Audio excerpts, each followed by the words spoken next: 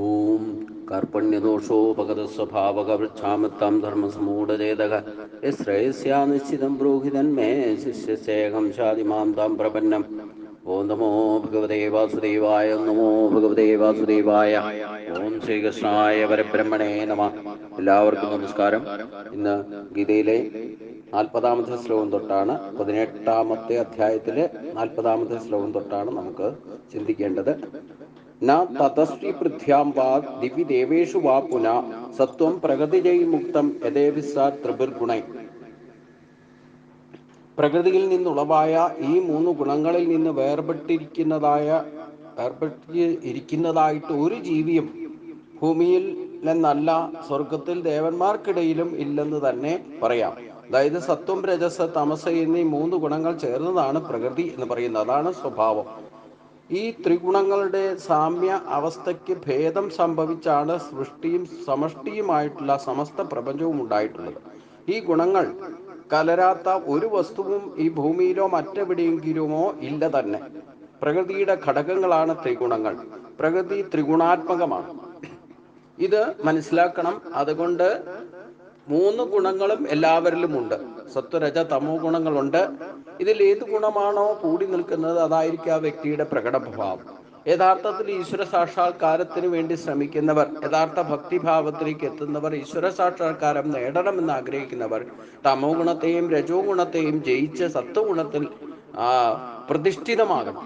നമ്മുടെ ചിന്തയും വാക്കും പ്രവൃത്തിയും മെച്ചദാന തപകർമ്മങ്ങൾ, നിത്യനൈമിത്യ കർമ്മങ്ങൾ, ഏതൊരു കർമ്മം ചെയ്യുന്നതും സാത്വിക കർമ്മം ചെയ്യണം. അതിന് സാത്വിക ജ്ഞാനം ആവശ്യമാണ്. സാത്വികനായിട്ട് മാറണം. സാത്വിക ആഹാരം കഴിക്കണം. ആ സാത്വികതയിൽ ശ്രദ്ധ വെച്ചുകൊണ്ട് സാത്വിക ബുദ്ധിയും സാത്വിക ധൈര്യവും ഉപയോഗിച്ചുകൊണ്ട് തന്നെ ഈ ത്രിഗുണ ഭേദങ്ങളെ മനസ്സിലാക്കിക്കൊണ്ട് സാത്വികതയിലേക്ക് നമ്മുടെ സ്വഭാവത്തെ പരിവർത്തനം വരുത്തണം.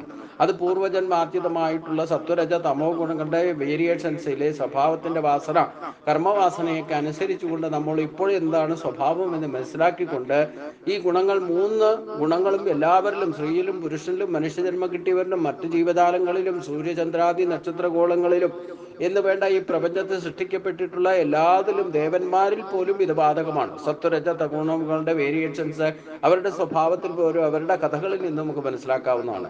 അപ്പം ആത്മനിയന്ത്രണം, ദയ, ത്യാഗമനസ്ഥിതിയൊക്കെ ഉണ്ടാക്കിക്കൊണ്ട് യഥാർത്ഥ അനായസന, അതായത് യാതൊരു പ്രശ്നങ്ങളും ഇല്ലാതെ മനുഷ്യജീവിതം സമ്പന്നമാക്കണമെന്നുണ്ടെങ്കിൽ അത് ഈ ഗുണങ്ങളെ അതിജീവിക്കണം.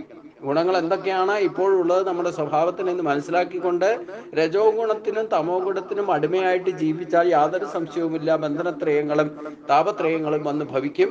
അതേസമയം അതിനെ ജയിച്ചുകൊണ്ട് അത് വേണ്ട സമയത്ത് വേണ്ടതുപോലെ ഉപയോഗിച്ചുകൊണ്ട് ഈ ഗുണാതീത ഭാവത്തിലേക്ക് എത്തിയാൽ ആ സത്വഗുണത്തിലൂടെ യഥാർത്ഥ അറിവും ബുദ്ധിയും സത്വഗുണത്തെ ഉറപ്പിച്ചുകൊണ്ട് തന്നെ മാത്രമേ ഈ ജ്ഞാനത്തെ നമുക്ക് ചിന്തയിലും വാക്കിലും പ്രവർത്തികളിലും പ്രയോജനപ്പെടുത്താൻ സാധിക്കും. അപ്പൊ സത്വഗുണാത്മകമായ ബുദ്ധിയെ ഉയർത്തുക എന്നുള്ളതാണ് ഗീതയുടെ യഥാർത്ഥത്തിൽ ഉള്ള ലക്ഷ്യം.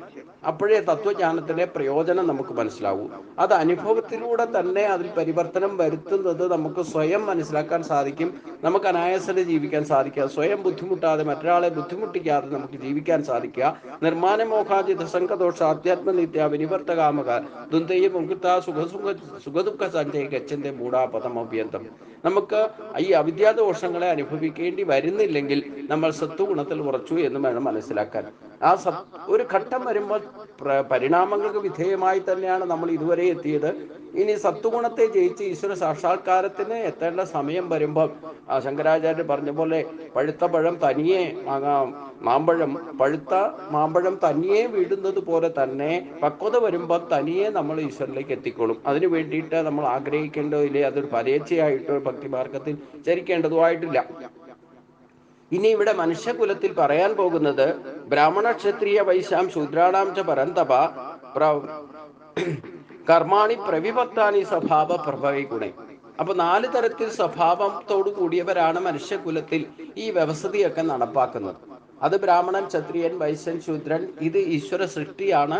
ഇത് മനുഷ്യൻ ഇന്ന് ഉണ്ടാക്കി വെച്ചിരിക്കുന്ന ജാതി മതങ്ങളുമായിട്ട് യാതൊരു ബന്ധവുമില്ല. കർമ്മവാസനയും ജന്മവാസനയും അനുസരിച്ചുകൊണ്ട്, സ്വഭാവം അനുസരിച്ചുകൊണ്ട് 4 തരക്കാരാണ് മനുഷ്യലോകത്തിൽ ഉള്ളത് എന്ന മനുഷ്യന്റെ വിശേഷ ബുദ്ധി കൊണ്ട് തരംതിരിക്കപ്പെട്ടിരിക്കുന്ന, അതായത് ഈശ്വരൻ തന്നെ ചതുർവർണ്ണ വ്യവസ്ഥിതിയെ നടപ്പാക്കിക്കൊണ്ടിരിക്കുന്നു എന്നർത്ഥം. അത് ഭഗവാന്റെ ഒരു യമനിയമങ്ങളിൽ പെട്ട കാര്യമാണ്. ഇത് ഇന്നത്തെ ജാതി മതങ്ങളുമായിട്ട് യാതൊരു ബന്ധവുമില്ല, പുലബന്ധം പോലുമില്ല. അപ്പൊ അതുകൊണ്ട് അതെങ്ങനെയാണ് സംഭവിച്ചതെന്ന് ഇതിനു മുമ്പും ഞാൻ പറഞ്ഞിട്ടുണ്ട്. സത്വഗുണവും രജോ ഗുണവും തമോ ഗുണവും ഈ ത്രിഗുണങ്ങളാണ് സ്വഭാവത്തിന്റെ അടിസ്ഥാന കാരണം. അതിൽ സത്വഗുണം കൂടി നിൽക്കുകയും രണ്ടാമത് രജോ ഗുണവും മൂന്നാമത്തെ സ്ഥാനത്ത് തമോ ഗുണവും ഒരാളുടെ സ്വഭാവത്തിൽ വന്നാൽ ആ ജീവിതം സത്വഗുണത്തിൽ അധിഷ്ഠിതമാക്കിക്കൊണ്ട് രജോ ഗുണത്തെയും തമോ ഗുണത്തെയും ഉപയോഗിച്ചുകൊണ്ട് ജീവിക്കുന്ന ഒരു മനുഷ്യൻ ബ്രാഹ്മണ കുലത്തിൽ ജനിക്കാവുന്നതാണ്. അത് നമ്മൾ ഈ ജന്മത്തിൽ തന്നെ സ്വഭാവത്തെ, ഇപ്പോഴുള്ള സ്വഭാവത്തെ അനലൈസ് ചെയ്തുകൊണ്ട് തമോ ഗുണത്തെയും രജോ ഗുണത്തെയും അതിൻ്റെ വേരിയേഷൻസ് മനസ്സിലാക്കിക്കൊണ്ട് അത് വേണ്ടത് വേണ്ട സമയത്ത് ഉപയോഗിച്ചുകൊണ്ട് സത്വഗുണത്തിൽ ഉറപ്പിച്ചുകൊണ്ട് ജീവിതം നയിക്കണം. അപ്പൊ നിരന്തരം നമ്മൾ സാത്വിക ബുദ്ധി ഉപയോഗിക്കണം, സാത്വിക ധൈര്യം ഉണ്ടായിരിക്കണം, സാത്വിക കർമ്മങ്ങൾ ചെയ്യണം, സാത്വിക ആഹാരം കഴിക്കണം. സാത്വികമായിട്ടുള്ള ഭഗവാൻ പറഞ്ഞിട്ടുള്ള ആ കർമ്മങ്ങളിൽ ശ്രദ്ധ, യജ്ഞദാന തപകർമ്മങ്ങളും നിത്യ നൈമിത്യ കർമ്മങ്ങളും സാത്വികതയിൽ ഉറച്ചു നിന്നുകൊണ്ട് ചെയ്യണം. അത് കുറച്ച് ക്ലേശം നിറഞ്ഞതാണെങ്കിലും അതിൽ ഉറച്ചു കഴിഞ്ഞാൽ അതിൽ നിന്ന് യഥാർത്ഥ അനായാസന ജീവിതം, നമുക്ക് സുഖം, സമൃദ്ധി, നിത്യശാന്തി അനുഭവിക്കാൻ സാധിക്കും. അത് അനുഭവിച്ചുകൊണ്ട് തന്നെ സത്വഗുണത്തിൽ ഉറച്ചുകൊണ്ട് നമ്മൾ ശരീരം ത്യജിച്ചാൽ അടുത്ത ജന്മങ്ങളിൽ ബ്രാഹ്മണനായിട്ട് ജനിക്കാം. ഇനി രജോ ഗുണം ഒന്നാം സ്ഥാനത്തും സത്വഗുണം രണ്ടാം സ്ഥാനത്തും തമോ ഗുണം മൂന്നാം സ്ഥാനത്തും നിൽക്കുന്ന ഒരു വ്യക്തി, ആ സ്വഭാവത്തിൽ ജീവിതം നയിക്കുന്ന ഒരു വ്യക്തി ക്ഷത്രിയനായിട്ട് ജനിക്കാനിട വരും. അതാണ് ക്ഷത്രിയ കുലത്തിന്റെ പ്രത്യേകത. ഇനി രജോ ഗുണം ഒന്നാം സ്ഥാനത്തും തമോ ഗുണം രണ്ടാം സ്ഥാനത്തും സത്വഗുണം മൂന്നാം സ്ഥാനത്തും സ്വഭാവത്തിൽ വരുന്ന ഒരു വ്യക്തി അവർ വൈശ്യനായിട്ട് ജനിക്കാനിട വരും. തമോ ഗുണം ഒന്നാം സ്ഥാനത്തും രജോ ഗുണം രണ്ടാം സ്ഥാനത്തും സത്വഗുണം മൂന്നാം സ്ഥാനത്തും ആരുടെ സ്വഭാവത്തിൽ നിരന്തരം പ്രകടമാകുന്നുവോ ആ വ്യക്തി ശരീരം ത്യജിച്ച് ജനിക്കുന്ന ശൂദ്ര കുലത്തിലായിരിക്കും. ഈ വ്യവസ്ഥിതിയൊന്നും മാറ്റാൻ മനുഷ്യനെ കൊണ്ട് സാധ്യമല്ല. ഇന്നും ലോകം നടക്കുന്ന ഈ വ്യവസ്ഥിതിയിലാണ്, യാതൊരു സംശയവുമില്ല. ബ്രാഹ്മണൻ എന്ന് ഉദ്ദേശിക്കുന്ന ഈ ബ്രാഹ്മണന്റെ സ്വഭാവം എന്തായിരിക്കണം എന്ന് പറയുന്നുണ്ട്. അതുപോലെ ക്ഷത്രിയനും വൈശ്യനും ശൂദ്രനും ഏത് സ്വഭാവത്തോടെ ആയിരിക്കും, അത് എങ്ങനെ ആയിരിക്കണം എന്ന് പറയുന്നതാണ്. അപ്പൊ നമ്മുടെ സ്വഭാവ ശുദ്ധീകരണത്തിലൂടെ തന്നെ നമുക്ക് ശ്രേഷ്ഠമായ ഉയർച്ചയോ അതെയോ തൽസ്ഥിതി നിലനിർത്തുകയോ അത് അധപ്പതിക്കുകയോ ചെയ്യാവുന്നതാണ്. അത് അവരവരുടെ ഓപ്ഷൻ അനുസരിച്ചുകൊണ്ട്, ഇഷ്ടമനുസരിച്ചുകൊണ്ട് തന്നെ കർമ്മത്തെ എപ്രകാരം ഈ ഗീതാശാസ്ത്രമൊക്കെ പഠിച്ചു കഴിഞ്ഞാൽ അതിന്റെ പ്രയോജനത്തെ മനസ്സിലാക്കുക എന്ന് പറഞ്ഞാൽ ഇത്തരത്തിലുള്ള ജീവിതത്തിൽ ഉണ്ടാകുന്ന നിരന്തര അനുഭവങ്ങളിലൂടെ പഠിച്ചിട്ട് നമ്മൾ ഇനി ജനിക്കണമെങ്കിൽ തന്നെ ശ്രേഷ്ഠമായ ജന്മത്തിലേക്ക് പോകണമെന്ന് ആഗ്രഹിക്കുന്നവർക്ക് ഉതകുന്ന വിധത്തിലാണ് ഗീതാശാസ്ത്രം പറഞ്ഞ് അവസാനിപ്പിക്കുന്നതെന്നർത്ഥം. അപ്പൊ ബ്രാഹ്മണന്റെ സ്വഭാവം എന്തായിരിക്കണം? ശമോദവശ ശവശം ശാന്തിരാജ്യവമേവജ ജ്ഞാനം വിജ്ഞാനം ആസ്തിക്യം ബ്രഹ്മകർമ്മ സ്വഭാവജം. അപ്പൊ ഈശ്വരനോട് ചേർന്ന് എന്ന് ശാസ്ത്ര വിഷയങ്ങൾ യഥാവിധി പ്രകാരം പഠിച്ച് അത് മറ്റുള്ളവർക്ക് പറഞ്ഞു കൊടുക്കാൻ രീതിയിൽ അത് ഈശ്വര സത്യത്തെ സാക്ഷാത്കരിച്ചുകൊണ്ട് തന്നെ കർമ്മശുദ്ധി നേടി മറ്റുള്ളവർക്ക് തത്വദർശന മാർഗത്തിലൂടെ തന്നെ മറ്റുള്ളവർക്ക് യഥാർത്ഥ മാർഗദർശനം കാണിച്ചു കൊടുക്കാൻ സാധിക്കുന്നത് ആരായിരുന്നാലും മനുഷ്യകുലത്തിൽ അവൻ ഏത് ജാതി മതത്തിൽ ജനിച്ചവനായാലും വേണ്ടില്ല, മനുഷ്യജാതിയിൽ ജനിച്ചിട്ട് അവൻ ഇപ്രകാരം പ്രവർത്തിക്കുന്നത്, അതായത് ഈശ്വരനോട് ചേർന്ന് എന്ന് ഈശ്വര വിഷയങ്ങൾ താല്പര്യത്തോടുകൂടി സാത്വികനായിട്ട് തികച്ചും ജീവിച്ച് അതിൽ നിന്ന് കിട്ടുന്ന അനുഭവങ്ങൾ പഠിക്കുകയും ശാസ്ത്ര വിഷയങ്ങളെ മാനിച്ചുകൊണ്ട് തത്വജ്ഞാനത്തിന്റെ പ്രയോജനം മനസ്സിലാക്കി അത് മറ്റുള്ളവർക്ക്, അത് ആഗ്രഹിക്കുന്നവർക്ക് ഈശ്വര സാക്ഷാത്കാര മാർഗത്തെ ഉപദേശിച്ചു കൊടുക്കുകയും ചെയ്യേണ്ടത് ബ്രാഹ്മണന്റെ കർത്തവ്യമാണ്. അതായിരിക്കണം ബ്രാഹ്മണന്റെ സ്വഭാവം. അതായത് വിഷയങ്ങളിലേക്ക് പായാത്ത മനസ്സോടുകൂടി മറ്റു വിഷയങ്ങളെ നിരോധിച്ചുകൊണ്ട് ഇന്ദ്രിയ നിഗ്രഹം, തപസ്, ബാഹ്യാഭ്യന്തര ശുദ്ധി, ക്ഷമാശീലം, വക്രതയില്ലായ്മ, ശാസ്ത്രീയ ജ്ഞാനം, അപരോക്ഷ അനുഭൂതി അഥവാ അനുഭവജ്ഞാനം, ഈശ്വര വിശ്വാസം ഇവയെല്ലാം സ്വാഭാവികമായിട്ട് ബ്രാഹ്മണ കർമ്മങ്ങളാകുന്നു. ഇപ്പറഞ്ഞ ഗുണങ്ങളെല്ലാം ആർജിച്ച് ജ്ഞാനവും വിജ്ഞാനവും ആസ്തിക്യ ബോധവും വളർത്തി ആത്മവികാസം നേടുക, അത് ലോക നന്മയ്ക്ക് വേണ്ടിയിട്ട് ഉപയോഗിക്കുക, അതാണ് ബ്രാഹ്മണധർമ്മം. അത് സാധിക്കുന്നവൻ അത്രേ ബ്രാഹ്മണൻ. അതായത് ഫലത്തിൽ ബ്രാഹ്മണൻ എന്ന് പറഞ്ഞാൽ തന്നെ ബ്രഹ്മജ്ഞാനിയാണ്. പൂണൂലിട്ടത് കൊണ്ടോ ഒരു കുലത്തിൽ ബ്രാഹ്മണ കുലത്തിൽ ജനിച്ചത് കൊണ്ടോ ഈ പറയുന്ന ശ്രേഷ്ഠത ലഭിച്ചുകൊള്ളുന്നില്ല. അത് സ്വയം അവർക്ക് ബ്രാഹ്മണ കുലത്തിൽ ജനിച്ചവർ ഈ പറയുന്ന സാത്വിക മാർഗം ആശ്രയിച്ചാൽ അവർക്ക് അന്ധകരണ ശുദ്ധി നേടി വിവേകത്തോടു കൂടി യഥാർത്ഥ ബ്രഹ്മജ്ഞാന പദത്തിലേക്ക് ഉയർക്കാനും സാധിക്കും. ലോക നന്മയ്ക്ക് വേണ്ടിയിട്ട് എന്തെങ്കിലുമൊക്കെ ചെയ്യാനും സാധിക്കും എന്നതിൽ യാതൊരു സംശയവുമില്ല. ബ്രാഹ്മണന്റെ പുത്രനായി ജനിക്കുന്നവനെ ബ്രാഹ്മണൻ എന്ന് ഗീത അനുശാസിക്കുന്നില്ലെന്ന് മനസ്സിലാക്കിക്കൊള്ളുക. അപ്പൊ നമ്മുടെ സ്വഭാവത്തെ ശുദ്ധീകരണം വരണം, സാത്വിക ഭാവം അടിയുറച്ച് വരണം. അതിൽ പ്രവർത്തിക്കുകയും ശാസ്ത്ര വിഷയങ്ങൾ, ഈശ്വരീയ വിഷയങ്ങൾ പഠിക്കുകയും തത്വജ്ഞാനത്തിന്റെ പ്രയോജനം സ്വയം അനുഭവത്തിലൂടെ മനസ്സിലാക്കിയിട്ട് മറ്റുള്ളവർക്ക് മാർഗദർശനം നടത്തേണ്ടതും ബ്രഹ്മജ്ഞാനിയുടെ കർത്തവ്യമാണ്. ബ്രഹ്മജ്ഞാനിയാണ് യഥാർത്ഥത്തിൽ ബ്രാഹ്മണൻ എന്ന് ഉദ്ദേശിക്കുന്നത്. അത് ഏത് ജാതിയിൽപ്പെട്ടവരായാലും, അത് ക്രിസ്ത്യാനി ആയാലും മുസ്ലിം ആയാലും മറ്റേത് ജാതി മതങ്ങളിൽപ്പെട്ടവരായാലും ഈശ്വര ഉപാസന ചെയ്യുന്നവരും ഈശ്വരീയ മാർഗങ്ങളിലൂടെ പ്രവർത്തിക്കുന്നവരും തത്വജ്ഞാനത്തിന്റെ പ്രയോജനം പ്രചരിപ്പിക്കുന്നവരും ഇന്നും ലോകത്തിലുണ്ട്. ഇതില്ലാതെ പോയിട്ട് ഈ വ്യവസ്ഥിതി ഇല്ലാതാക്കാൻ സാധിച്ചിട്ടില്ല. പിന്നെ ക്ഷത്രിയൻ എന്ന് പറയുന്നത് ആരാ? ശൗര്യം തേജോ ധൃതി ദാക്ഷ്യം യുദ്ധേ ചാപ്യ പലായനം ദാനം ഈശ്വരഭാവച്ച ക്ഷേത്രം കർമ്മ സ്വഭാവജം. അവരുടെ ശൗര്യം, തേജസ്, ധൈര്യം, സാമർഥ്യം, യുദ്ധത്തിൽ പിന്തിരിഞ്ഞ് ഓടാതിരിക്കൽ, ഔദാര്യം, പ്രഭുത്വം ഇവയെല്ലാം സ്വാഭാവികമായിട്ട് ക്ഷത്രിയ കർമ്മമാകുന്നു. അപ്പം രാജ്യത്തിന്റെ സ്വയം രക്ഷയ്ക്കും രാജ്യത്തിന്റെ രക്ഷയ്ക്കും വേണ്ടി, ധർമ്മരക്ഷയ്ക്കും വേണ്ടിയിട്ട് നിൽക്കുന്ന നീതിനായന വ്യവസ്ഥിതിയിൽ ഉൾപ്പെട്ട എല്ലാവരും ഈ ക്ഷത്രിയ ധർമ്മത്തിലാണ് നിലനിൽക്കുന്നത്. അതിന് കുറച്ച് ധൈര്യവും, ഇല്ലെങ്കിൽ പട്ടാളക്കാരനായിട്ടോ പോലീസുകാരനായിട്ടോ ഒക്കെ പ്രവർത്തിക്കണമെങ്കിൽ ആ ന്യായപാലകര് അവർ ആ സത്യത്തിന് വേണ്ടിയിട്ട്, ധർമ്മത്തിന് വേണ്ടിയിട്ട്, ധർമ്മരക്ഷയ്ക്ക് വേണ്ടിയിട്ട് നിൽക്കുന്നത് ഏത് ജാതി മതത്തിൽപ്പെട്ടിട്ടുള്ള മനുഷ്യനായാലും ലോകത്തെവിടെയും ഈ വ്യവസ്ഥിതി അനുസരിച്ചുകൊണ്ടാണെന്ന് ന്യായപരിപാലനം ഇല്ലെങ്കിൽ ഭരണ കർത്തവ്യ കർമ്മങ്ങളൊക്കെ നടക്കുന്നത്. അപ്പൊ ഈ വ്യവസ്ഥിതിയും ഇല്ലാതാക്കാൻ സാധിച്ചിട്ടില്ല. ലോകം മുഴുവൻ നിലനിൽക്കുന്നത് സ്വയം രക്ഷയ്ക്കും ധർമ്മത്തിന്റെ രക്ഷയ്ക്കും വേണ്ടിയിട്ട് പോലീസും പട്ടാളത്തിന്റെ രൂപത്തിലോ വിവിധ നാമരൂപത്തിലോ ഭാവവും വ്യത്യാസവും രൂപവും ഒക്കെ മാറി എന്ന് വിചാരിച്ചുകൊണ്ട് അതില്ലാതാക്കാൻ മനുഷ്യന് സാധിച്ചിട്ടില്ല എന്നർത്ഥം. അപ്പോൾ ക്ഷത്രിയ ധർമ്മവും യഥാവിധി ലോകത്ത് നടക്കുന്നുണ്ട് എന്നർത്ഥം. ഇനി കൃഷി, ഗൗരിഷ്യ, വാണിജ്യം, വൈശ്യകർമ്മ സ്വഭാവജം, പരിചര്യാത്മകം കർമ്മ ശൂദ്രശാപി സ്വഭാവകം. കൃഷി, പശുപാലനം, കച്ചവടം ഇവ വൈശ്യന്റെ സ്വാഭാവികമായ കർമ്മമാക്കുന്നു. പരിചരണം അഥവാ പരിചര്യാത്മകം കർമ്മം ശൂദ്രശാപി സ്വഭാവജം. അപ്പം ലോകത്തെല്ലായിടത്തും ഇന്ന് അന്നപാനാദികൾ നടക്കുന്നുണ്ടെങ്കിൽ അതിന് ഈ വൈശ്യന്റെ ധർമ്മം നടക്കുന്നതുകൊണ്ട് ആ വ്യവസ്ഥിതി ഇല്ലാതാക്കാൻ സാധിച്ചിട്ടില്ല. അപ്പൊ നമ്മൾ കൃഷി ചെയ്തില്ലെങ്കിലും മറ്റു ദേശങ്ങളിൽ കൃഷി ചെയ്യുന്ന അരിയും ഇല്ലേ അതുപോലുള്ള സാധനങ്ങളും ഭക്ഷ്യവസ്തുക്കളും നമുക്ക് മാർക്കറ്റിൽ എത്തിച്ച് തരുന്നതും അത് കച്ചവടം ചെയ്യുന്നതും ഏത് മനുഷ്യകുലത്തിൽ ജനിച്ചവരായാലും ഈ ഒരു വ്യവസ്ഥിതി അനുസരിച്ച്, ഇല്ലെങ്കിൽ ഈ കർമ്മം കൃഷി, ഗൗരുഷ്യ, വാണിജ്യം എന്ന് പറഞ്ഞാൽ കൃഷി ചെയ്യുക, പശുപാലനം ചെയ്യുക, ഇല്ലെങ്കിൽ മാർക്കറ്റിംഗ് ബിസിനസ് ചെയ്യുക, കച്ചവടത്തിലൂടെ ഈ കർമ്മങ്ങളുടെ സ്വഭാവമായിട്ട് തീർന്നിരിക്കുന്നത് അത് വൈശ്യ കർമ്മ സ്വഭാവജം. അവരിൽ രജോഗുണം ഒന്നാം സ്ഥാനത്തും സത്വഗുണം രണ്ടാം സ്ഥാനത്തും മൂന്നാം സ്ഥാനത്തും തമോഗുണവും പ്രവർത്തിക്കുന്നവരാണ്. ഇവിടെ അധികവും രജോ ഗുണാത്മകമായ സ്വഭാവത്തിന് അധിഷ്ഠാനമായിട്ടാണ് ക്ഷത്രിയൻ പ്രവർത്തിക്കുന്നതും അതേപോലെ തന്നെ വൈശ്യന്റെ പ്രവർത്തനം. അവിടെ രണ്ടാമത്തെ സ്ഥാനത്ത് നിൽക്കുന്നത് ക്ഷത്രിയന് സത്വഗുണമായിരിക്കും രണ്ടാം സ്ഥാനത്ത്, വൈശ്യന് തമോ ഗുണമായിരിക്കും രണ്ടാമത്തെ സ്ഥാനത്ത്. നമുക്കറിയാം, പണിയെടുത്ത് മടുക്കുന്നവരെല്ലാം തന്നെ വൈകുന്നേരം ആകുമ്പോഴത്തേന് തമോ ഗുണത്തിന്റെ പ്രഭാവം കൊണ്ട് മദ്യലഹരിയിലായിരിക്കും തിരിച്ചു വീട്ടിൽ വരുന്നത്. ഇതൊക്കെ സ്വഭാവത്തിന്റെ ജന്മവാസന, യഥാർത്ഥത്തിൽ പ്രകൃതിയാ കിട്ടിയിരിക്കുന്ന സത്വ രജ തമോ ഗുണങ്ങളുടെ വേരിയേഷൻസ് അനുസരിച്ചുകൊണ്ട് തന്നെയാണ് ഈ വ്യവസ്ഥിതി ഇന്നും ലോകത്ത് നടപ്പാക്കുന്നത്. അപ്പം നമ്മൾ കൃഷി ചെയ്തില്ലെങ്കിൽ മറ്റൊരിടത്ത് കൃഷി ചെയ്തിട്ട് അത് മാർക്കറ്റിൽ എത്തിച്ച് കിട്ടി നമുക്ക് അന്നപാനാദികൾ നടക്കുന്നുണ്ട്, പശു പരിപാലനം നടക്കുന്നുണ്ട്, നമുക്ക് പാലും അത്തരത്തിലുള്ള ഗോക്കളിൽ നിന്ന് കിട്ടേണ്ട ഉൽപ്പന്നങ്ങളൊക്കെ കിട്ടുന്നുണ്ട്. അപ്പൊ ഈ വ്യവസ്ഥിതിയൊക്കെ ഇല്ലാതാക്കാൻ മനുഷ്യനെ കൊണ്ട് സാധിച്ചത് കാരണം സൃഷ്ടി പരിപാലനത്തിന്റെ ഒരു ഭാഗമാണ് ഇതെന്നർത്ഥം. അത് പ്രകൃതിയുള്ള സ്വഭാവത്താൽ ആരാണേലും ചെയ്യും, ചെയ്യാതിരിക്കാൻ സാധ്യമല്ല. കാരണം അവരവരുടെ സ്വഭാവം അനുസരിച്ചുള്ള കർമ്മങ്ങളിൽ നിന്ന് ആർക്കും വ്യതിചലിക്കാൻ സാധ്യമല്ല എന്ന് ഭഗവാൻ തന്നെ യന്ത്രത്തെ പോലെ പ്രവർത്തിക്കും എന്ന് ഇവിടെ ഭഗവാൻ തന്നെ പറയുന്നുണ്ട് ഈ അധ്യായത്തില്. അപ്പം മറ്റ് ബ്രാഹ്മണനായാലും ക്ഷത്രിയനായാലും വൈശ്യനായാലും ശൂദ്രനായാലും അവരെയൊക്കെ സേവനത്തിലൂടെ, പരിചാരക കർമ്മത്തിലൂടെ സേവിച്ച് നടക്കുക എന്നുള്ളതാണ് ശൂദ്രന്റെ ധർമ്മം. അപ്പം കൂലിവേല എടുക്കുന്നവരെയും ഇല്ലേ സേവനം ചെയ്യുന്നവരെയും കൂലി കൊടുത്തു കഴിഞ്ഞാൽ നമ്മൾ ഏത് വിധത്തിലുള്ള പണികളെയും ബ്രാഹ്മണനെയും ക്ഷത്രിയനെയും വൈശ്യനെയും സഹായിക്കാൻ നിൽക്കുന്നവരെയാണ് ശൂദ്രൻ പറയുന്നത്. ഇവർക്കാണ് ശരിക്കും ഏറ്റവും വലിയ ശ്രേഷ്ഠത എന്ന് പറയുന്നത്. കാരണം ഒരു ശൂദ്രൻ ബ്രാഹ്മണനോട് ചേർന്ന് നിന്ന് ബ്രാഹ്മണന്റെ സ്വഭാവത്തോട് അറ്റാച്ച്മെന്റ് ഉണ്ടായാൽ ആ ബ്രാഹ്മണൻ ശൂദ്രനായിട്ടോ ശൂദ്രൻ ബ്രാഹ്മണനായിട്ടോ ജനിക്കാൻ ഇടവരും. കാരണം ഇവർ പരസ്പരം ഒരു ബന്ധം, പരസ്പര ശ്രേയത്വം ഇല്ലെങ്കിൽ പരസ്പര സഹവർത്തിത്വത്തിലൂടെ ജീവിക്കുമ്പോൾ ഒരാളുടെ സ്വഭാവം മറ്റൊരാളിലേക്ക് പകരാൻ ഇടവരും.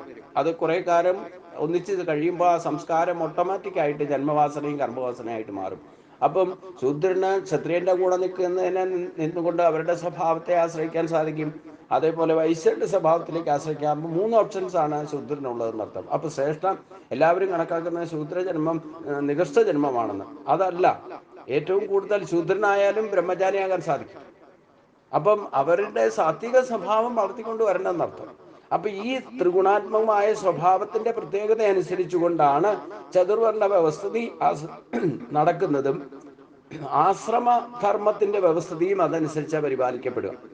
അപ്പം ബ്രഹ്മചര്യാശ്രമത്തിൽ ബ്രാഹ്മണനോട് ചേർന്ന് നിന്ന് ബ്രാഹ്മണന്റെ സേവനം ചെയ്തിട്ടായാലും തത്വദർശികളായുള്ള ബ്രഹ്മജ്ഞാനികളിൽ നിന്ന് യഥാർത്ഥ സാത്വിക ജ്ഞാനം നേടണമെന്നും ആ സാത്വിക ബുദ്ധിയാൽ യഥാവിധി പ്രവർത്തിക്കാനുള്ള തയ്യാറെടുപ്പാണ് ബ്രഹ്മചര്യാശ്രമത്തിൽ സാധിക്കേണ്ടത്. ഗൃഹസ്ഥാശ്രമത്തിലേക്ക് പ്രവേശിക്കുമ്പോൾ പോലും യജ്ഞദാന തപകർമ്മങ്ങളും നിത്യനൈമിത്യ കർമ്മങ്ങളും എല്ലാവരും കുടുംബത്തിലുള്ളവരെല്ലാവരും ചെയ്യപ്പെടണം. അത് ചെയ്യപ്പെടണമെന്നുണ്ടെങ്കിൽ അവരെല്ലാം അതനുസരിച്ചുള്ള തത്വജ്ഞാനത്തിന് ശാസ്ത്രവിചാരം ചെയ്യാൻ തക്കവണ്ണം അതൊക്കെ പഠിച്ചിരിക്കണം എന്നർത്ഥം. അപ്പോൾ അവിടെയൊക്കെ പ്രവർത്തിക്കുന്നത് സത്വരജ തമോഗുണന്റെ പ്രഭാവം തന്നെയാണ് എന്നതിൽ യാതൊരു സംശയമില്ല. അതായത് നമ്മുടെ മുമ്പിൽ ഓപ്ഷനുണ്ട്. നമ്മൾ ബ്രഹ്മജ്ഞാനം നേടണമെന്നുണ്ടെങ്കിൽ സാത്വിക സ്വഭാവം വളർത്തിക്കൊണ്ടുവരണം. അതനുസരിച്ചുകൊണ്ട് അടുത്ത ജന്മത്തിലേക്ക് നമുക്ക് പോകാൻ സാധിക്കും. ഇനി രജോ ഗുണാത്മകമായ മനുഷ്യജന്മം തന്നെ സഫലമാക്കണം എന്നുണ്ടെങ്കിൽ ആ രജോ ഗുണ സ്വഭാവം കാണിച്ചുകൊണ്ട് സാത്വികതയിൽ ഈശ്വര അർപ്പണമായിട്ട് കർമ്മങ്ങൾ ചെയ്താൽ അതുപോലും മനുഷ്യജന്മം പോലും സഫലമാക്കിക്കൊണ്ട് അനായാസനം ജീവിക്കാൻ സാധിക്കും. ഒരിക്കലും അധപ്പതിപ്പിക്കാൻ ശ്രമിക്കാതിരിക്കുക. അധപ്പതിച്ചാൽ അത് മനുഷ്യജന്മത്തിൽ തന്നെ അസുരി സ്വഭാവത്തോടു കൂടി വീണ്ടും ജനിക്കാൻ വരിക.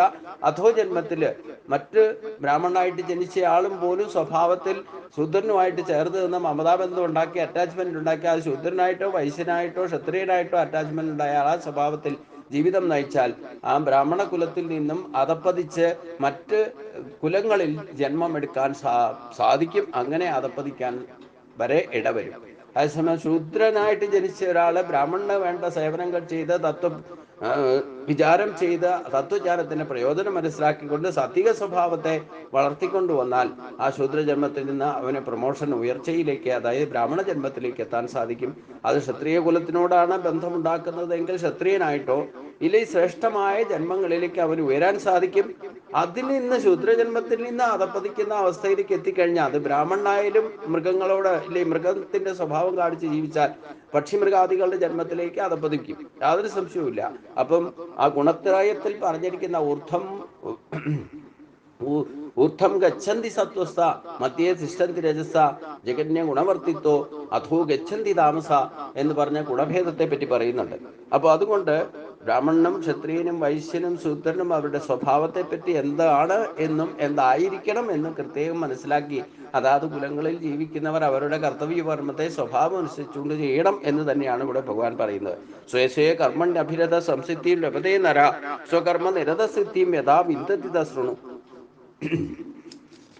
അപ്പം ഇത്തരത്തിൽ ബ്രാഹ്മണന്റെ സ്വഭാവത്തോടുകയും ക്ഷത്രിയന്റെ സ്വഭാവത്തിന് അവരുടെ ജന്മവാസന അനുസരിച്ചാണ് അവർക്ക് അതനുസരിച്ചുള്ള കുലങ്ങളിൽ ജന്മമെടുക്കാൻ സാധിക്കുന്നത്.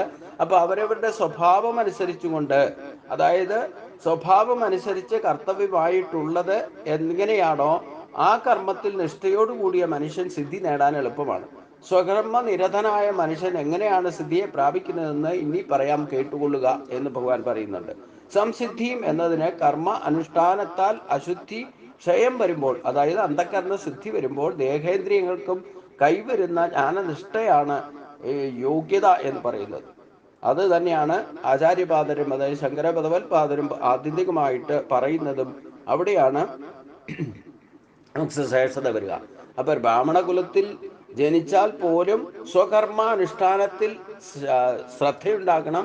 അത് തികച്ചും ആ കർത്തവ്യ കർമ്മത്തെ യഥാവിധി അനുഷ്ഠിച്ചാൽ അശുദ്ധി ക്ഷയമുണ്ടാകും, അതായത് അന്ധകരണ ശുദ്ധി വരും. അപ്പോഴാണ് അവൻ ബ്രഹ്മജ്ഞാനിയായിട്ട് മാറുക. അത് അതാത് സ്വഭാവത്തിൽ, നമ്മുടെ സ്വഭാവം ഇപ്പോഴെന്താണ്, ഏത് സാത്വികമാണോ രാജസമാണോ താമസമാണോ എന്നുള്ളത് നമ്മൾ തിരിച്ചറിയാനുള്ള വിധമൊക്കെ ഭഗവാൻ പറഞ്ഞു. അതിൻ്റെ ഗതിവിഗതികളെ പറ്റി ഭഗവാൻ ഈ അധ്യായത്തിൽ തന്നെ ഇതിനു മുമ്പുള്ള ശ്ലോകങ്ങളിൽ ബുദ്ധിയുടെ വകഭേദത്തെയും ധൈര്യത്തിൻ്റെ വകഭേദത്തെയും ആഹാരം കഴിക്കുന്നതിൻ്റെ പ്രത്യേകത കഴിഞ്ഞ അധ്യായത്തിൽ പറഞ്ഞു. അതനുസരിച്ച് കൊണ്ടായിരിക്കും സ്വഭാവം ക്രിയേറ്റ് ആകുക. അപ്പോൾ ആരാണ് സാത്വികൻ, ആരാണ് രാജസൻ, ആരാണ് താമസൻ എന്ന് പറഞ്ഞു. അതിന് ഉതകുന്നതായ ജ്ഞാനം എന്താണെന്നും സാത്വിക ജ്ഞാനം എന്താണെന്നും രാജസ ജ്ഞാനം എന്താണെന്നും താമസ ജ്ഞാനം എന്താണെന്നും പറഞ്ഞു. അതനുസരിച്ച് കൊണ്ടാണ് ഈ ഗതിവിഗതികളൊക്കെ സംഭവിക്കുക. അപ്പോൾ അതുകൊണ്ട് അത് മനസ്സിലാക്കിക്കൊണ്ട് ഈ മൂന്ന് ഗുണത്തെയും അതിജീവിക്കുന്ന ഒരു ഘട്ടത്തിലാണ് ബ്രഹ്മഭൂയായ കൽപ്പത്തെ, ബ്രഹ്മത്തിലേക്ക് ലയിക്കാനുള്ള യോഗ്യത നേടണമെന്നുണ്ടെങ്കിൽ ഗുണാതീതനാകണം. അതിനു മുമ്പ് നമ്മൾ ചെയ്യേണ്ടതായ കർത്തവ്യ കർമ്മങ്ങൾ, ബ്രാഹ്മണനായാലും ക്ഷത്രിയനായാലും വൈശ്യനായാലും അവരുടെ സ്വഭാവം അനുസരിച്ചുകൊണ്ട് യഥാവിധി കർമ്മത്തിന്റെ വ്യവസ്ഥിതി, താൻ ചെയ്യേണ്ടത് താൻ ചെയ്യും, മറ്റൊരാളെ കൊണ്ട് ചെയ്യിപ്പിക്കേണ്ടത് മറ്റൊരാളെ കൊണ്ട് ചെയ്യിപ്പിക്കുകയും കൂടി ചെയ്യേണ്ടതായ കർമ്മങ്ങൾ യഥാവിധി പൂർത്തീകരിച്ച് കർമ്മ യോഗ്യത, യോഗസ്ഥക്കുരു കർമാണി സംഘം തെക്വാ ധനചയ സിദ്ധി സിദ്ധു സമഭൂത്വ സമത്വം യോഗയിച്ചത്. അത് അവരവരുടെ ഈ 4 വ്യവസ്ഥിതിയിൽ പറഞ്ഞിരിക്കുന്ന ജന്മവാസനയിൽ ഏതെങ്കിലും ആയിരിക്കും നമ്മുടെ കർമ്മത്തിന്റെ വ്യവസ്ഥിതി നിജപ്പെടുത്തി വെച്ചിരിക്കുന്നത്. അപ്പോൾ അവരുടെ സ്വഭാവവും കർമ്മവാസനയും അറിഞ്ഞുകൊണ്ട് അവരുടെ സ്വഭാവത്താൽ ചെയ്തു തീർക്കേണ്ടതായ കർത്തവ്യ കർമ്മങ്ങൾ യഥാവിധി യോഗസ്ഥനായിക്കൊണ്ട് കർമ്മങ്ങൾ പൂർത്തീകരിച്ചാൽ അത് ഈശ്വരപ്രാപ്തിക്ക് ശ്രേഷ്ഠത നൽകും എന്നാണ് പറയുന്നത്. യഥപ്രവൃത്തിയും ഭൂതാനാം യേന സർവമിതം തതം സ്വകർമ്മണാ തമർഭിച്ച സിദ്ധിം വിന്ദതി മാനവ. യാതൊന്നിൽ നിന്നാണോ ജീവരാശികളുടെ ആവിർഭാവം, യാതൊന്നിലാണ് ഇതെല്ലാം സർവ്വജഗത്തും വ്യാപിക്കപ്പെട്ടിരിക്കുന്നത്, അതിനെ, ആ പരമാത്മാവിനെ മനുഷ്യൻ സ്വകർമ്മം കൊണ്ട് പൂജിച്ച് സിദ്ധിയെ പ്രാപിക്കാവുന്നതാണ്. ഭൂതാനാം പ്രവൃത്തി, അതായത് ഭൂതങ്ങളുടെ പ്രവാഹം അഥവാ സൃഷ്ടി പ്രവാഹം എന്നും അർത്ഥമെടുക്കാം. പ്രവൃത്തിക്ക് ചേഷ്ട എന്നും ചിലർ കൽപ്പിക്കപ്പെട്ടിട്ടുണ്ട്. അതായത് ഈ സൃഷ്ടി വ്യാപാരം തുടങ്ങുമ്പോൾ ഓരോരുത്തരെയും ഓരോ കർമ്മം സ്വഭാവം അനുസരിച്ച്, കർമ്മവാസന അനുസരിച്ച് ഓരോരുത്തരെ ഏൽപ്പിച്ചിട്ടുണ്ട്. അത് ഇപ്രകാരം തന്നെ അവരുടെ സ്വധർമ്മത്തെ യഥാവിധി കൃത്യമായിട്ട് അനുഷ്ഠിച്ചുകൊണ്ട് ഫലേച്ഛയില്ലാതെ യജ്ഞഭാവനയോടുകൂടി ഈശ്വരാർപ്പണമായിട്ട് കർമ്മങ്ങൾ ചെയ്താൽ അതിലൂടെ തന്നെ ഈശ്വരപ്രാപ്തിയിലേക്ക് നമുക്ക് ശുദ്ധി നേടാൻ സാധിക്കും. അന്ധകരണശുദ്ധിയും വിവേകവും അനുഭവജ്ഞാനവും ഒക്കെ അതിൽ നിന്ന് തന്നെ നമുക്ക് ലഭിക്കും. അത് കൂടുതൽ നമ്മുടെ മുമ്പോട്ടുള്ള ജീവിതത്തിന് മാർഗദർശനമായിട്ട് ഭവിക്കുകയും ചെയ്യും. അവിടെയാണ് നമുക്ക് ശ്രേഷ്ഠമായ കർമ്മങ്ങളിലൂടെ തന്നെ, അതായത് കർമ്മയോഗത്തിലൂടെ മാത്രമേ ഈ ശരീരത്തോടു കൂടി ജനിച്ചിരിക്കുന്ന നമുക്ക് ഈശ്വര സാക്ഷാത്കാരം നേടാൻ സാധിക്കൂ. ആ കർമ്മങ്ങൾ സൃഷ്ടിക്കപ്പെടുന്നതും അതിനുള്ള കർമ്മഫലങ്ങൾ അനുഭവിക്കുന്നതും ഈശ്വരനോ ആത്മാവോ അല്ല, പക്ഷേ പ്രകൃതിയുടെ സ്വഭാവം കൊണ്ട് തന്നെ ആ മായയിൽ പെട്ടുകൊണ്ട് നമ്മൾ ഓരോ സ്വഭാവസ്ഥരായിട്ട് പരിവർത്തനം വന്ന് ആണ് ഇപ്പോഴുള്ള സ്ഥിതി വന്നിരിക്കുന്നത് എന്നർത്ഥം. അപ്പം ഇപ്പോഴത്തെ സ്ഥിതി എന്താണെന്ന് മനസ്സിലാക്കിക്കൊണ്ട് നമ്മളെ ഉയർച്ചയിലേക്ക് പോകണം, ഈശ്വര സാക്ഷാത്കാരത്തിലേക്ക് പോകണമെന്നുണ്ടെങ്കിൽ അന്ധകരണ ശുദ്ധി വിവേകം ഉണ്ടാകണം. അതിന് സാത്വികതയാണ് ഏറ്റവും ശ്രേഷ്ഠമായിട്ട് ഇതിൽ തന്നെ പറയുന്നത്. അപ്പോൾ അതിൻ്റെ വ്യത്യാസം, രജോ ഗുണത്തിൻ്റെയും തമോ ഗുണത്തിൻ്റെയും ഒക്കെ വ്യത്യാസം ബുദ്ധിയിലോ ആയിക്കോട്ടെ, ജ്ഞാനത്തിലായിക്കോട്ടെ, ധൈര്യത്തിലായിക്കോട്ടെ, നമ്മുടെ പ്രവൃത്തികളിലായിക്കോട്ടെ ഒക്കെ വ്യത്യാസം എന്തൊക്കെയാണെന്ന് ഭഗവാൻ പറഞ്ഞു. അത് മനസ്സിലാക്കിക്കൊണ്ട് ഇപ്പോഴത്തെ നമ്മുടെ സ്വഭാവം എന്തെന്ന് തിരിച്ചറിഞ്ഞുകൊണ്ട് അത് ശുദ്ധീകരിച്ചുകൊണ്ട് സാത്വിക കർമ്മത്തിലൂടെ തന്നെ ഈശ്വരപ്രാപ്തിയിലേക്ക് എത്താം. അത് അവരവർക്ക് വിധിച്ചിരിക്കുന്ന സ്വധർമ്മം എന്താണെന്ന് കണ്ടെത്തി അത് ചെയ്തുകൊണ്ട് തന്നെ ഈശ്വരപ്രാപ്തിക്ക്, അത് ഉപേക്ഷിച്ചിട്ട് ഒരു ശൂദ്രരായിരിക്കുന്ന ആൾ അവരവരുടെ കർത്തവ്യ കർമ്മങ്ങളെ യഥാവിധി ചെയ്യാതെ ഈശ്വരപ്രാപ്തിയിലേക്ക് ശ്രമിച്ചാൽ ഒരിക്കലും നടക്കില്ല. അത് ബ്രാഹ്മണനായാലും ഇല്ല, ക്ഷത്രിയനായാലും ഇല്ല, വൈശ്യനായാലും ഇല്ല.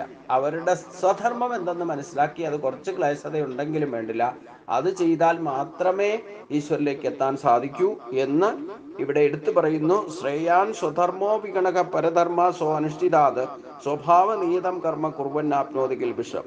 നല്ലവണ്ണം അനുഷ്ഠിക്കപ്പെട്ട പരധർമ്മത്തെക്കാളും ഗുണം കുറവാണെങ്കിൽ കൂടി സ്വധർമ്മം ശ്രേഷ്ഠമാണ് എന്നിവിടെ ഭഗവാൻ ഉറപ്പിച്ചു പറയുന്നു.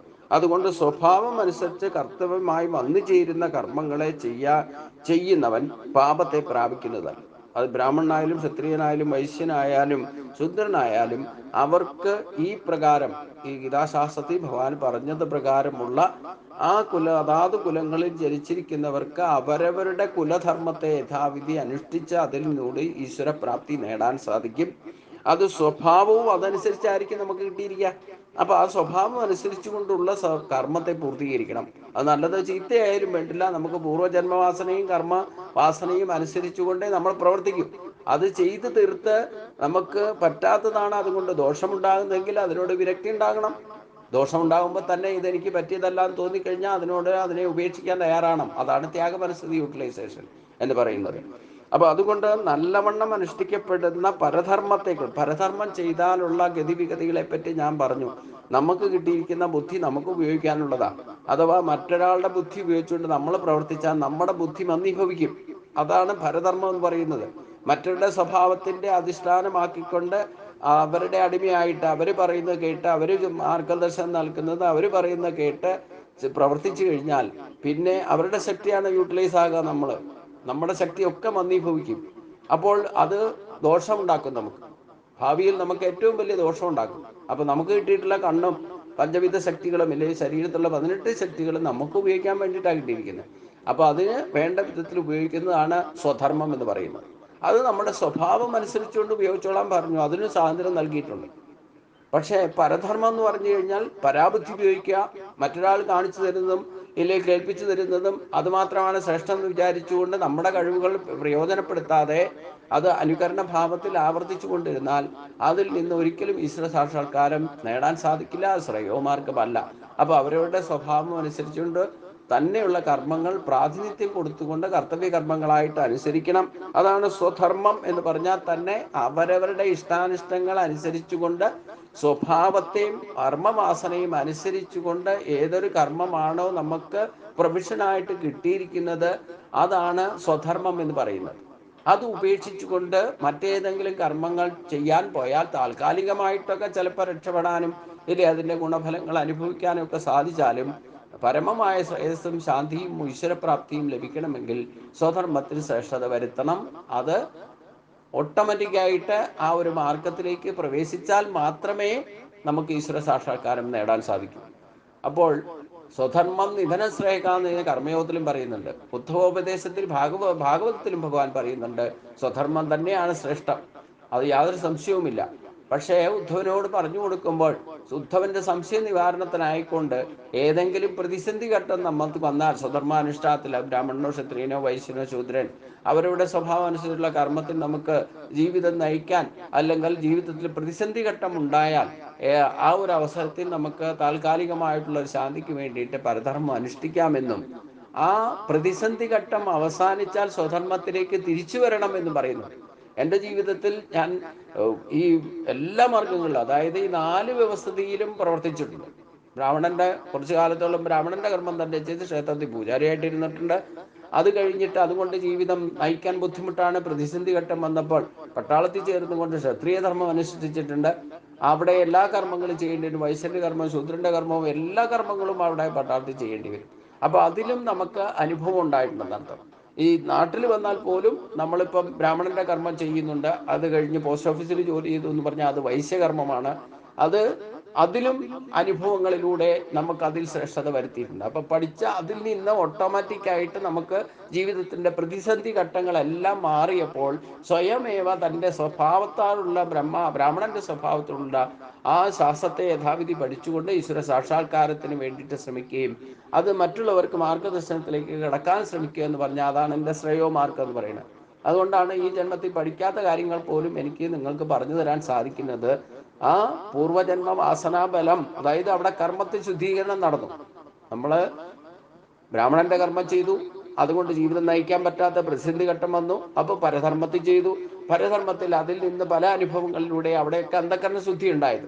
അവിടെ ഫലിച്ചോടുകൂടിയോ നമുക്ക് ജീവിതം നയിക്കാൻ വേണ്ടിയിട്ട് അല്ലെങ്കിൽ കുടുംബത്തെ പരിപാലിക്കാൻ വേണ്ടിയിട്ട് സ്വധർമ്മത്തെ യഥാവിധി അനുഷ്ഠിക്കുക എന്ന് പറഞ്ഞാൽ അത് നമുക്ക് നമ്മുടെ സ്വഭാവം അനുസരിച്ചല്ല എങ്കിൽ തന്നെയും പ്രതിസന്ധി ഘട്ടം കൊണ്ട് പരധർമ്മം ചെയ്തു. ആ പരധർമ്മം ചെയ്താലും നമുക്ക് ആ പ്രതിസന്ധി ഘട്ടമൊക്കെ മറികടന്നു കുടുംബം സെറ്റിലായി എന്ന് കണ്ടു കഴിഞ്ഞപ്പോൾ സ്വധർമ്മത്തിലേക്ക് തിരിച്ചു വന്നു. ഇതാണ് ഭഗവാൻ പറയുന്നത്. അപ്പോൾ ഗീതയിൽ സ്പഷ്ടമായിട്ടും സ്വധർമ്മം നിധനം ശ്രേയകാന്ന് തന്നെ പറയണം. അവിടെ മറ്റൊരു ഓപ്ഷൻ പറയുന്നേ ഇല്ല. അതേസമയം ഭാഗവതത്തിൽ ഉദ്ധവോപദേശത്തിലാണ് അതിൽ ശ്രേഷ്ഠത വരുത്തുന്നതിന് ഏതെങ്കിലും ഒരു ഘട്ടത്തിൽ ഉദ്ധവൻ ചോദിക്കുന്ന സംശയത്തിന്റെ വെളിച്ചത്തിലാണ് ഭഗവാൻ ഇങ്ങനെ പറയുന്നത്. ജീവിതത്തിൽ ഏതെങ്കിലും ഘട്ടത്തിൽ നമുക്ക് പ്രതിസന്ധി ഘട്ടത്തിൽ ജീവിതം നയിക്കാൻ ബുദ്ധിമുട്ടായിട്ട് വന്നു കഴിഞ്ഞാൽ അപ്പോൾ താൽക്കാലികമായിട്ട് പരധർമ്മം ചെയ്യാം. പ്രതിസന്ധി ഘട്ടം മാറിക്കഴിഞ്ഞാൽ സ്വധർമ്മത്തിലേക്ക് തിരിച്ചു വരണം എന്ന് പറയുന്നുണ്ട്. ഇപ്പൊ പലരും ബ്രാഹ്മണരായാലും വേണ്ടില്ല, സ്വധർമ്മമൊക്കെ വിട്ടിട്ട് പരധർമ്മത്തിലേക്ക് പോകും. പിന്നെ ഒരിക്കലും തിരിച്ചു വരുന്ന പ്രശ്നമില്ല. അവരതിൽ തന്നെ അത്യാസക്തി മൂത്ത് രജോ ഗുണത്തിന്റെ പിന്നാലെ പോയി അത് ബ്രാഹ്മണധർമ്മത്തിലേക്ക്, ബ്രാഹ്മണധർമ്മം പോലും മറന്നു നടക്കുന്നവരുണ്ടെന്നർത്ഥം. ഇതൊന്നും ഒരിക്കലും ശ്രേയസ്സിലേക്ക് ഈശ്വര സാക്ഷാത്കാരത്തിന് ഉതകുന്നതല്ല എന്നാണ് ഭഗവാൻ പറഞ്ഞത്. അപ്പൊ എത്ര തന്നെ നല്ലവണ്ണം അനുഷ്ഠിക്കപ്പെട്ടാലും പരധർമ്മം ഭാരത്തെ ഉണ്ടാക്കും, കർമ്മബന്ധനത്തെ ഉണ്ടാക്കും. അതിൽ നിന്ന് നമുക്ക് പലതല ദുഃഖശോകമയപ്രദമായിട്ട് മാറും. താൽക്കാലികമായിട്ട് നമുക്ക് സുഖവും ശാന്തിയും ഒക്കെ ലഭിച്ചാലും അത് ശാശ്വതമായിരിക്കില്ല. അതുകൊണ്ട് പ്രത്യേകം ശ്രദ്ധിക്കേണ്ടതാണ്. അതായത് സഹജവാസനയും സ്വഭാവ പ്രഭാവങ്ങളായ ഗുണങ്ങളും അനുസരിച്ച് തന്നെ വന്നു ചേരുന്ന കർത്തവ്യ കർമ്മങ്ങൾ സ്വധർമ്മം എന്ന് പറയുന്നു. നമ്മുടെ സ്വഭാവം അനുസരിച്ചുണ്ട്. അതായത് ഇഷ്ടമുള്ള ഭക്ഷണം കഴിക്കണം, നമുക്ക് മനസ്സിൽ പിടിക്കാത്ത ഭക്ഷണം കഴിച്ചു കഴിഞ്ഞാൽ അത് തന്നെ നമുക്ക് ദോഷം ചെയ്യും. ഇതേപോലെ കർമ്മത്തിനുമുണ്ട്. നമ്മുടെ സ്വഭാവം ഇഷ്ടാനിഷ്ടങ്ങൾ അനുസരിച്ചുകൊണ്ട് അച്ഛനും അമ്മയും മറ്റുള്ളവർ പറഞ്ഞിട്ടോ നമ്മുടെ പ്രൊഫഷൻ തന്നെ തിരഞ്ഞെടുക്കുമ്പോൾ ശ്രദ്ധിച്ചില്ലെങ്കിൽ അത് അപകടകാരികളായിട്ട് മാറുന്നർത്ഥം.